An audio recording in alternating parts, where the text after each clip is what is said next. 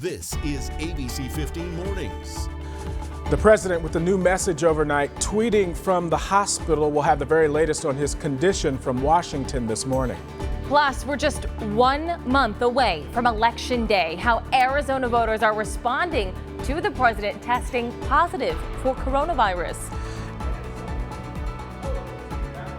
Your Saturday morning, high school athletes absolutely thrilled to be back under those Friday night lights. We're taking a look at how schools are adapting to keep everyone safe while enjoying football finally back this fall. And with that, we want to say good morning to all of you. It is 6 o'clock on your Saturday morning. I am Mark Thompson, and we've got a special guest in this morning. Happy to be that special guest this morning. Joining you, Mark, I'm Megan Thompson, and we are talking about some beautiful temperatures to start your day. Mark, I know you're on the morning show every day, but did you get a chance to step outside, maybe in between some commercial breaks? No, unfortunately, I did not. You've got to. So this morning, once we get off the air in just a few hours from now, I want you to get outside before that noon hour when we warm to those 90 degrees and then those triple digits. But hey, let's enjoy the morning right now, of course. Temps are going to be above normal. That's what we can expect. More records are in jeopardy, but relief in sight.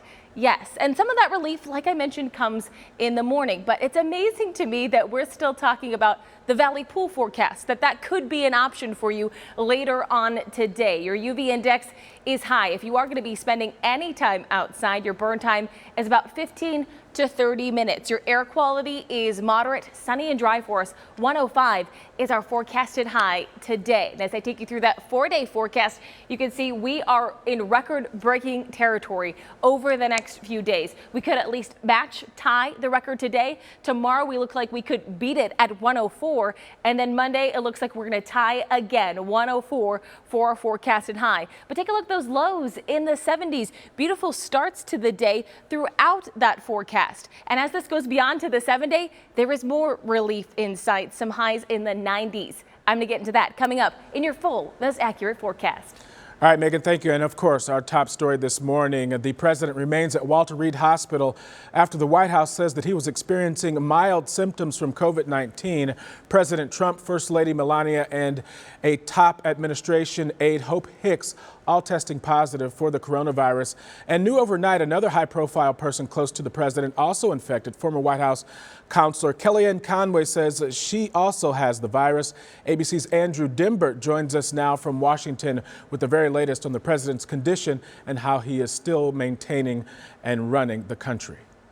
The president turned patient, tweeting overnight from the hospital, "Going well, I think."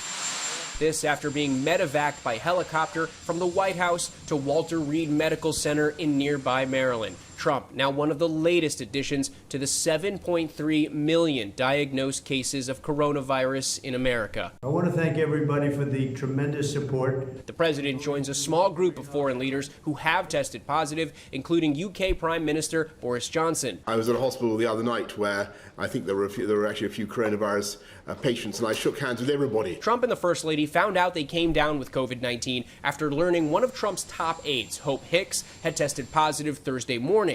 And new this morning, former White House counselor Kellyanne Conway also says she has the virus. The White House is now scrambling to track down everyone who has been in close contact with the president, but it's no easy task. Over the past several days, Trump has held several large-scale events, many with no social distancing and very few wearing masks.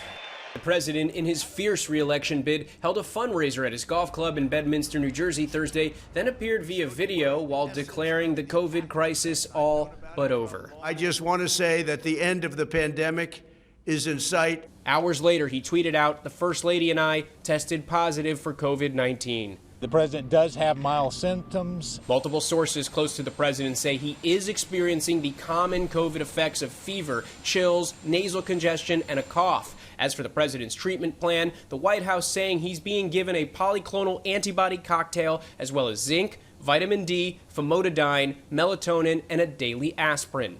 He continues to be not only in good spirits, but very energetic. It's unclear when the president got the virus, but his positive result comes not long after that fiery debate in Cleveland, Ohio. Joe Biden and his wife Jill, though, testing negative. On the ground in Michigan, the Bidens wishing the first family well. My wife Jill and I prayed that they'll make a quick and full recovery. This is not a matter of politics. It's a bracing reminder to all of us that we have to take this virus seriously. And the timing of Trump's situation having all sorts of impacts on the campaign and the election. President Trump is sidelined from holding his signature rallies, and Joe Biden, meanwhile, has pulled all negative advertising. Andrew Dimber, ABC News, Washington. And here in Arizona, the president's trip planned for next week now appears to be on hold. Governor Ducey among those sending their well wishes. Ducey tweeting, "Stay strong and healthy, Mr. President, continuing to pray for your speedy recovery." This developing story affecting each and every one of us. And with Election Day now 1 month away, we're speaking with Arizona voters about the impact this has on them. ABC 15's Courtney Holmes reports for us this morning. You just kind of start scrolling through whatever, and I was like, oh! That was Nancy Ray's reaction on Friday morning. I want to thank everybody for the tremendous support. After finding out President Trump had been diagnosed with COVID-19. There's a lot to unpack. He's not taking it seriously. He hasn't done what he should. The registered independent from Phoenix says by the time he was taken to the hospital, she was just angry. His administration is busy trying to take away health care for like millions of Americans, myself included. But I know he's going to get the best health care that the nation has to offer. It just goes to show that we're all human. Terry Lake of Goodyear says she went from shocked. Wow. Okay. Well, this is real. To concerned. We all need to mask up. To take precautionary measures, and it looked like this one just kind of slipped. She's an undecided voter who says this hasn't swayed her one way or the other. I don't wish this on anybody. I do wish that he does get well. Nancy made her choice against Trump long ago and says a COVID-19 diagnosis won't change it. It's hard to feel sympathy for somebody who's mishandled this so badly. That was Courtney Holmes reporting for us. No matter who wins the presidency, they will likely have to go through Arizona to get there. And with early voting starting in less than a week, this could be something fresh on Arizona voters' minds. And don't forget, you have until Monday to register to vote for the November election. If you haven't already or want to update or check your registration, head to your county's election website or go to arizona.vote. And another voter that we're hearing from, an Arizona native who was at this week's presidential debate. She says the president needlessly put her and others in the audience at risk. The only reason why I agreed to be in that room was because it was confirmed that everyone in that room would have a negative test. And yet again, we see the president playing by his own rules. And on Friday, we learned that the president did not submit to a COVID-19 test before taking the debate stage. Kristen Urquiza is now self-quarantined and plans on getting tested today. She says that she was a guest of Joe Biden and gained national attention this year after she blamed the president for her father's death from COVID-19. Despite her criticism, she says that she wouldn't wish this virus on her worst enemy. And you can count on ABC 15 to keep a very close eye on the president's health. We'll bring you any major updates and developments this weekend on air and online. And remember, you can stream ABC 15 anytime on your favorite device. 6:08 now on your Saturday morning, and we have more local headlines to share with you from overnight. Scottsdale police are investigating a homicide. It all started around 7 last night. Police responded to shots fired at a home in the area of Hayden and McCormick Parkway. Officers set up a barricade, and the Scottsdale Police Department SWAT team eventually entered the residence, finding a woman dead. No arrests have been made at this time. We're working to get some more information on what happened here. And police in Phoenix, that is, they're investigating some sort of incident overnight. This is near 28th Street in Van Buren. Our crew on scene telling us that they saw one person taken away in an ambulance. So far, no word from police on exactly what's taking place there. Now to Glendale, an investigation is ongoing after one person was taken to the hospital with life-threatening injuries overnight. Officers arrived at 47th Avenue and Barrage Lane around 4 a.m. this morning to find a 24-year-old man shot. There are no suspects to report at this time. As we turn now to that most accurate forecast, happy Saturday to you. You made it to the weekend, and you've made it to some cooler temperatures if you want to go outside to maybe go for a run or hit the trails and hike. Also biking, you have dry roads if you want to do that. However, I'm going to put the yellow marker, caution, across the board. We have nice mornings, but we'll be in the 90s by 11 a.m. and we will warm to those triple digits. In fact, we're in record-breaking range today. So right now in the valley, as we see that sunrise starting to come up, that's a live look at the valley. Absolutely beautiful. Phoenix right now 73 degrees, 75 in Mesa, Glendale 66, and Goodyear 67 degrees for you. So a beautiful start to the day. We will warm today, though. As I take you through your valley planner, we'll stay in the 70s through about 7 a.m. By 9 a.m. we're in the 80s. And then we'll jump to those 90s by 11 a.m. But we will escape the triple digits until about 2 or 3 o'clock when we hit 104. Our forecasted high today is 105. We expect to hit that right around 3 or 4 o'clock today. And we could at least tie a record. In fact, we're in record-breaking territory over the next couple of days. But relief is in sight. I'll talk about that coming up in your full, most accurate forecast. All right, Megan, thank you so much. Coming up, new details this morning in Breonna Taylor's case. We're hearing new grand jury audio recordings next, plus how those right here in the Valley are reacting to the newly released information. That's ahead.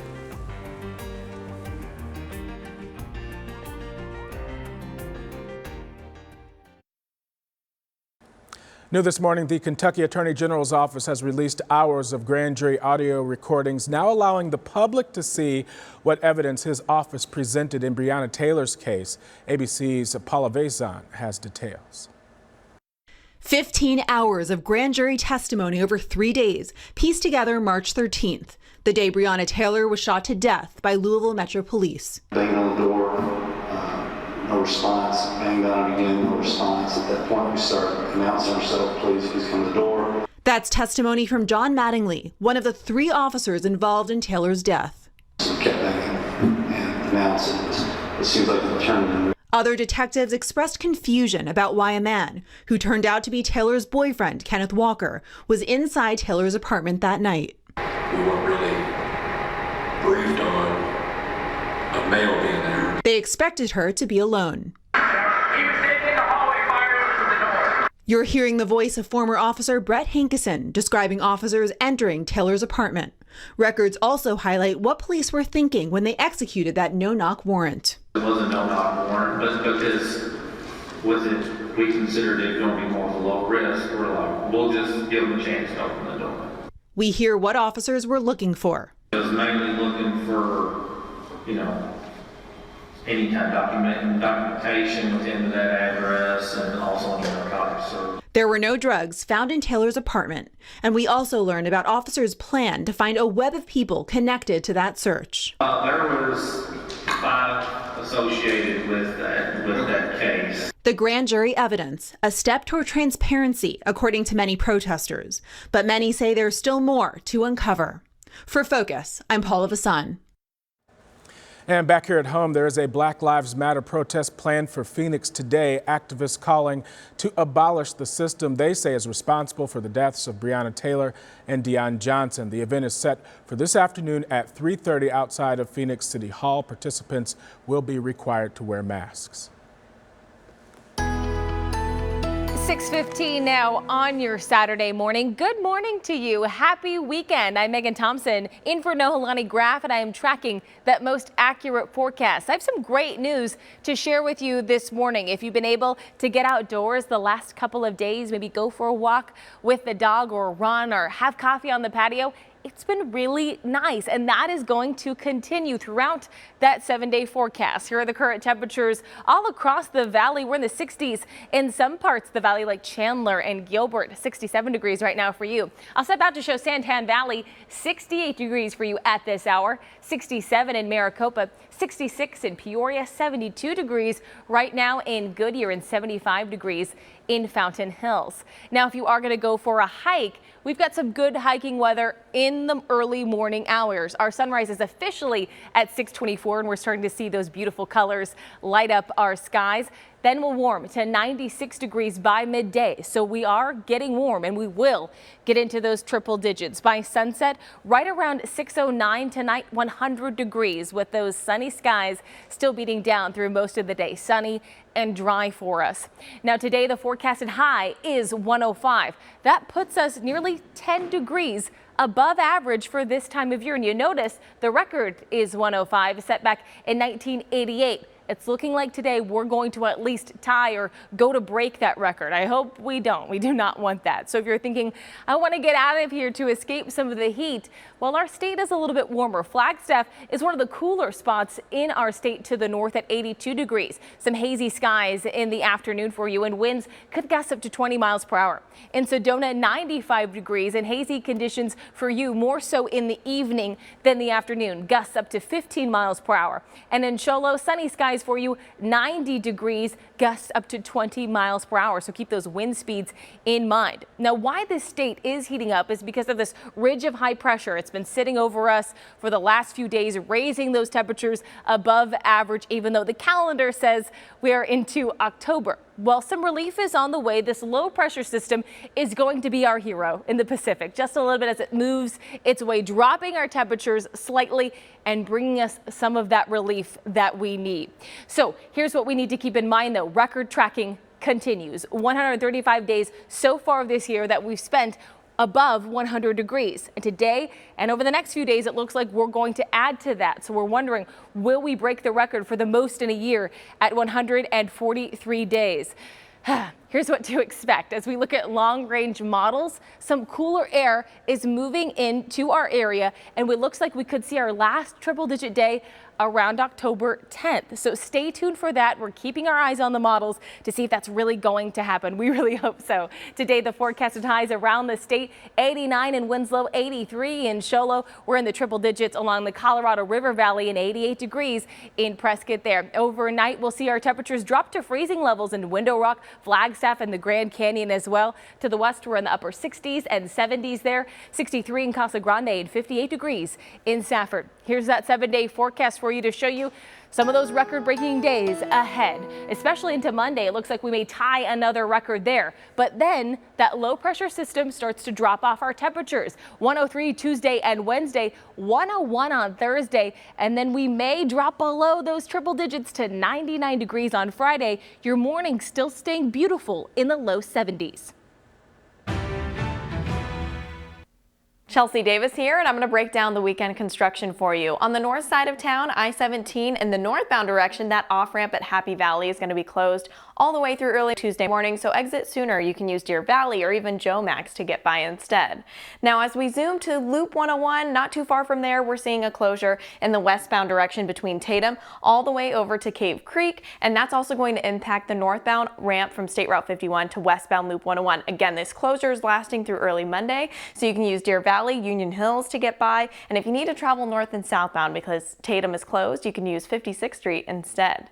Let's go on over to the east side of town now. You're going to see the closure of Loop 101 in the southbound direction between Rio Salado Parkway down below US 62 baseline, and this is going to last through Monday morning as well. So traveling southbound there, you can use Price Frontage Road, McClintock, Dobson, Rural. You can even use parts of Loop 202 Red Mountain. Now we're going to go a little bit farther east on Loop 202 Santan. If you're traveling in the westbound direction between Loop 101 over to I-10, you're going to see it narrowed down to just the HOV lane, and that is lasting through Monday morning. So if you want to get by, you can use US 60, even Chandler or Ray Road. I'm going to put even more closures on our website for you. You can go to abc15.com/traffic and have a safe and wonderful weekend. All right, Chelsea, thank you. And one traffic jam that you might run into this weekend is the line of cars waiting to hit the fairgrounds to get their favorite treats. Drive-through fair food is back this weekend. You want to get there early. This is video from last weekend showing cars wrapped around the parking lot there. The good news is the drive-through food will be back again next weekend. You can find more details and the menu on the Arizona State Fairgrounds website. Well, still ahead, high school football fans, they're happy to be back in the stands, but like most sporting events these days, Friday night games in Arizona looked quite a bit different last night. Plus, the Los Angeles Lakers putting on quite the show against the Miami Heat last night, securing Game 2, and that's mostly due in part to the dynamic duo LeBron James, Anthony Davis, details next. Friday night lights were shining bright in Arizona last night, and even though the stands weren't full, family members, students, and players were simply grateful to be back. Here's ABC 15's Claudia Rupchich. That's my little brother. That's my man. Dominique Carmichael and his family came all the way from Georgia to watch number 3 play. So as soon as he sent me the first game schedule, I already booked the flight, told my job, vacation. So came out here, spent the week with him. Just ready to watch him play now. Hamilton High School hosting Centennial from Peoria. It's senior night and the first game of an unusual season. Truly, I didn't think it was going to happen just because the rise in numbers, how it happened so fast. And I also didn't think it was going to last this long. But when I heard it was coming back, I was just so excited to be back on the field with all my teammates and friends. I appreciate that they're still letting us play the game, which is really nice. I love the game and it's so much fun to play. All over the valley, crowd restrictions are in place, each school with its own protocols.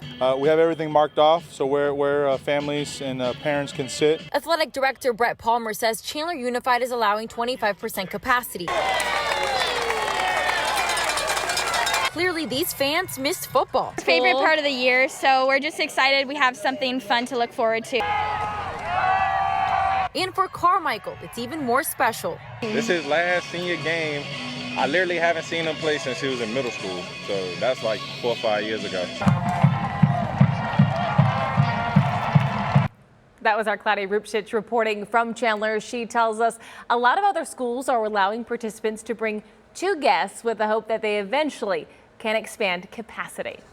LeBron James making history last night. This is an interesting stat. This is the first time that his team has actually led 2-0 in a finals series. The Lakers beating the Miami Heat in Game 2 last night on ABC. Anthony Davis and LeBron, they combined for 65 points and 15 rebounds. The final score, 114-124. Game 3 tomorrow night at 4:30 right here on ABC 15. And tonight you can catch Phoenix Rising versus the LA Galaxy 2. You can watch all of that action live on the CW61 Arizona at 7:30 or stream it live on the ABC 15 app or other streaming devices. Well, still ahead at 6:30 here on ABC 15 Mornings, the latest on President Donald Trump's health as he continues his duties from the hospital this morning after testing positive for COVID-19. And a Valley nursing home seeing a major spike in COVID-19 cases this week, despite a small number of cases over the past 6 months. Details coming up.